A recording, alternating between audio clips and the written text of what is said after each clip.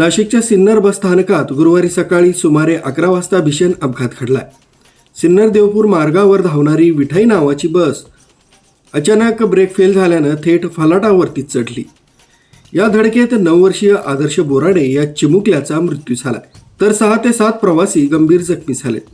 प्रत्यक्षदर्शींच्या माहितीनुसार सकाळच्या वेळी नेहमीप्रमाणे नागरिकांना बसची प्रतीक्षा सुरू होती. बस स्थानकात मोठी वर्दळ होती.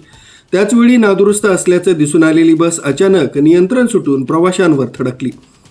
बस चालकानं ब्रेकवर उभं राहून बस थांबवण्याचा प्रयत्न केला, परंतु ब्रेक न लागल्यानं बस थेट फलाटावरच चढली. या ठिकाणी गौरी बोराडे वय 24 वर्ष आपला मुलगा आदर्शसह उभी होती.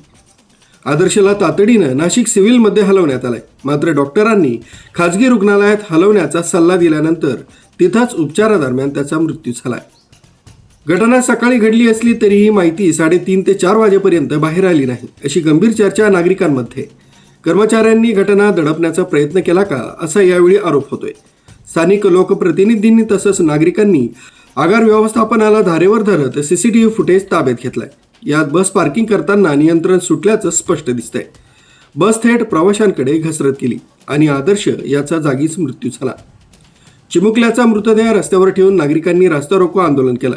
आगार प्रमुख हेमंत नेरकर, बस चालक तसंच मेकॅनिकल विभागातील अधिकाऱ्यांवर गुन्हा दाखल करावा, अशी संतप्त मागणी करण्यात आली.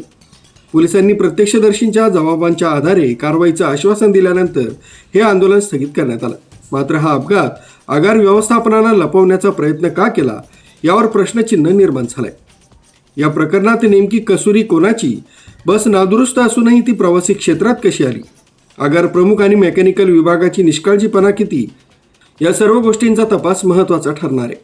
मृतकाच्या नातेवाईकांनी आणि स्थानिक नागरिकांनी बेजबाबदार अधिकाऱ्यांवर कठोर कारवाई करण्याची मागणी केली आहे.